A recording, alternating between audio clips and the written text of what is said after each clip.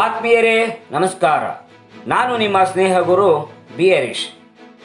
ಆತ್ಮೀಯರೇ, ಕಳೆದ ವಿಡಿಯೋದಲ್ಲಿ ನಾನು ಭಾರತದ ಸಾಮಾಜಿಕ ಮತ್ತು ಧಾರ್ಮಿಕ ಸುಧಾರಣಾ ಚಳವಳಿಯ ನೇತಾರರಲ್ಲಿ ಒಬ್ಬರಾದ ಶ್ರೀ ಶಂಕರಾಚಾರ್ಯರ ಬಗ್ಗೆ ಸಂಪೂರ್ಣವಾದಂಥ ಮಾಹಿತಿಯನ್ನು ನೀಡಿದ್ದೆ. ಈ ಒಂದು ವಿಡಿಯೋದಲ್ಲಿ ಸಾಮಾಜಿಕ ಮತ್ತು ಧಾರ್ಮಿಕ ಸುಧಾರಣಾ ಚಳವಳಿಯ ಮತ್ತೊಬ್ಬ ನೇತಾರರಾದ ಶ್ರೀ ರಾಮಾನುಜಾಚಾರ್ಯರ ಬಗ್ಗೆ ಮಾಹಿತಿಯನ್ನು ನೀಡ್ತಾ ಇದ್ದೇನೆ. ಇದು ಕೂಡ PUC ಮತ್ತು ಪದವಿ ವಿದ್ಯಾರ್ಥಿಗಳಿಗೆ ಅನುಕೂಲವಾಗಲೆಂದು ಅವರ ಪಠ್ಯಕ್ರಮಕ್ಕೆ ಅನುಸಾರವಾಗಿ ಮಾಹಿತಿಯನ್ನು ಸಂಗ್ರಹಿಸಿ ನೀಡ್ತಾ ಇದ್ದೇನೆ. ಹೀಗಾಗಿ ಇಂದಿನ ವಿಶೇಷ ವಿಷಯವೇ ರಾಮಾನುಜಾಚಾರ್ಯರ ಜೀವನ ಮತ್ತು ಬೋಧನೆಗಳು. ಆತ್ಮೀಯರೇ, ಮೊದಲು ನಾವು ರಾಮಾನುಜಾಚಾರ್ಯರ ಜೀವನ ಪರಿಚಯವನ್ನು ನೋಡೋಣ. ರಾಮಾನುಜಾಚಾರ್ಯರು ಸಾಮಾನ್ಯ ಶಕ 1017ರಲ್ಲಿ ಚೆನ್ನೈ ಸಮೀಪದ ಶ್ರೀ ಪೆರಂಬದೂರಿನಲ್ಲಿ ಜನಿಸಿದರು. ಇವರ ತಂದೆ ಕೇಶವ ಸೋಮಯಾಜಿ, ತಾಯಿ ಕಾಂತಿಮತಿ. ರಾಮಾನುಜಾಚಾರ್ಯರು ಯಾದವ ಪ್ರಕಾಶರ ಬಳಿ ವಿದ್ಯಾಭ್ಯಾಸವನ್ನು ಮಾಡಿದರು. ಬಾಲ್ಯದಲ್ಲಿಯೇ ಅಪಾರವಾಗಿರ್ತಕ್ಕಂಥ ಪಾಂಡಿತ್ಯವನ್ನು ಪಡೆದರು. ಕುಟುಂಬದ ಒತ್ತಾಯದ ಮೇರೆಗೆ ರಾಮಾನುಜಾಚಾರ್ಯರು ತಮ್ಮ 16ನೇ ವಯಸ್ಸಿನಲ್ಲಿ ತಂಗಮ್ಮಳೊಂದಿಗೆ ವಿವಾಹವಾದರು. ಆದರೆ ಸಾಂಸಾರಿಕ ಜೀವನದಲ್ಲಿ ಅತೃಪ್ತಿ ಇದ್ದುದರಿಂದ ಅದನ್ನು ತ್ಯಜಿಸಿ ಸನ್ಯಾಸಿಯಾದರು. ನಂತರ ಧರ್ಮ ಪ್ರಚಾರದಲ್ಲಿ ತೊಡಗಿದರು. ಇವರ ಧರ್ಮ ಪ್ರಚಾರ ಮತ್ತು ತತ್ವ ಬೋಧನೆಗಳಿಂದ ಇವರ ಹೆಸರು ಜನಪ್ರಿಯವಾಗ್ತಾ ಹೋಯಿತು. ಇವರ ಹೆಸರು ನಾಡಿನಾದ್ಯಂತ ಪಸರಿಸುತ್ತಾ ಹೋಯಿತು. ಇತ್ತ ರಾಮಾನುಜಾಚಾರ್ಯರು ಶ್ರೀರಂಗ ಮಠದ ಮುಖ್ಯಸ್ಥರಾದ ಯಮುನಾಚಾರ್ಯರನ್ನು ಭೇಟಿಯಾಗುವ ಉದ್ದೇಶವನ್ನು ಹೊಂದಿದ್ದರು. ಅತ್ತ ಶ್ರೀರಂಗ ಮಠದ ಮುಖ್ಯಸ್ಥರಾದ ಯಮುನಾಚಾರ್ಯರು ರಾಮಾನುಜಾಚಾರ್ಯರ ಬಗ್ಗೆ ಮಾಹಿತಿಯನ್ನು ಪಡೆದಿದ್ದರು. ಅವರು ಕೂಡ ರಾಮಾನುಜಾಚಾರ್ಯರು ಶ್ರೀರಂಗ ಮಠದ ಮುಖ್ಯಸ್ಥರಾಗಬೇಕೆಂದು ಬಯಸಿದ್ದರು.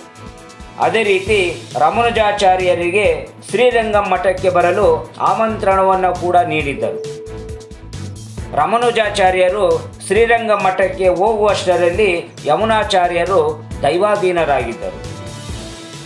ಯಮುನಾಚಾರ್ಯರ ಇಚ್ಛೆಯಂತೆ ರಾಮಾನುಜಾಚಾರ್ಯರು ಶ್ರೀರಂಗ ಮಠದ ಮುಖ್ಯಸ್ಥರಾಗಿ ಶ್ರೀ ವೈಷ್ಣವ ಮತವನ್ನು ಜನಪ್ರಿಯಗೊಳಿಸಿದರು. ನಂತರ ರಾಮಾನುಜಾಚಾರ್ಯರ ಧರ್ಮ ಪ್ರಚಾರ.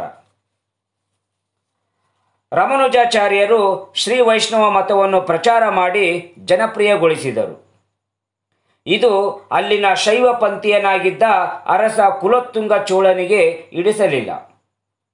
ಅವನು ರಾಮಾನುಜಾಚಾರ್ಯರಿಗೆ ಕಿರುಕುಳ ನೀಡಿದನೆನ್ನಲಾಗಿದೆ.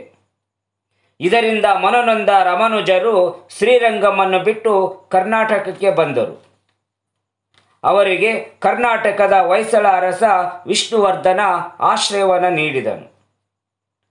ರಾಮಾನುಜಾಚಾರ್ಯರಿಗೆ ಮೇಲುಕೋಟೆಯಲ್ಲಿ ಒಂದು ಮಠವನ್ನು ನಿರ್ಮಿಸಿಕೊಟ್ಟನು. ಅಲ್ಲಿಯೇ ಶ್ರೀ ರಾಮಾನುಜಾಚಾರ್ಯರು ಶ್ರೀ ವೈಷ್ಣವ ಮಠವನ್ನು ಸ್ಥಾಪಿಸಿ ಸುಮಾರು 20 ವರ್ಷಗಳ ಕಾಲ ನೆಲೆಸಿದ್ದರು.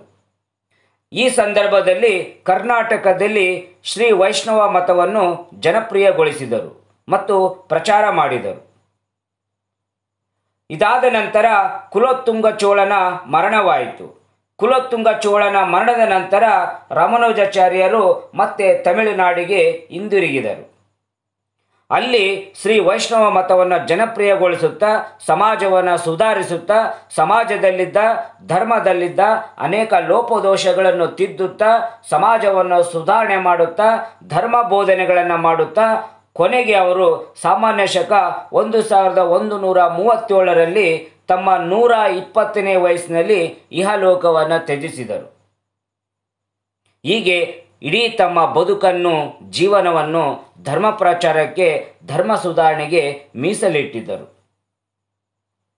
ರಾಮಾನುಜಾಚಾರ್ಯರು ಬರೀ ಧರ್ಮ ಬೋಧಕರಾಗಿರಲಿಲ್ಲ, ಅವರು ಕೂಡ ಸಾಹಿತಿಗಳಾಗಿದ್ದರು.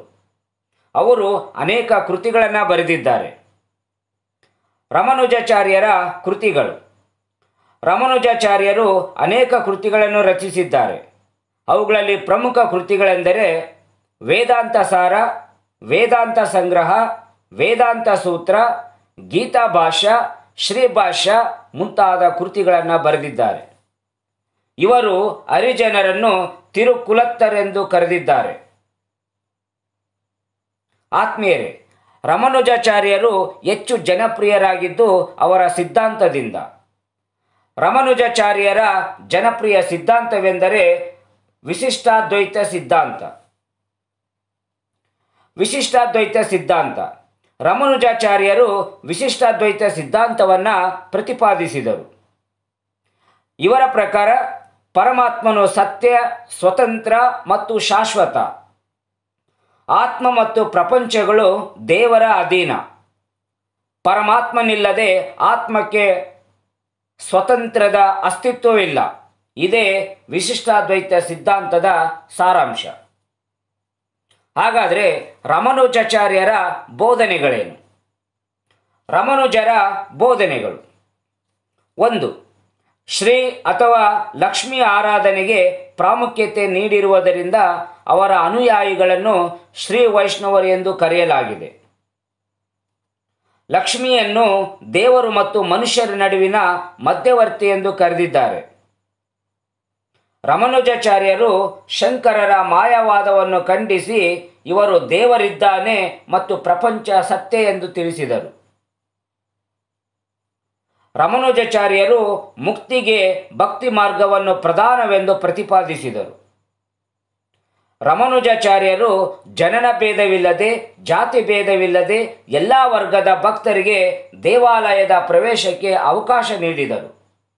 ಇದು ಅವರ ಸಮಾನತೆಯನ್ನು ಎತ್ತಿ ತೋರಿಸುತ್ತದೆ. ಅಂದರೆ ಸಮಾನತೆಗೆ ಹೆಚ್ಚು ಮಹತ್ವವನ್ನು ಕೊಟ್ಟಿದ್ರು ಅವರು. ರಾಮಾನುಜಾಚಾರ್ಯರು ಜಾತಿ ಭೇದವನ್ನು ಖಂಡಿಸಿದರು.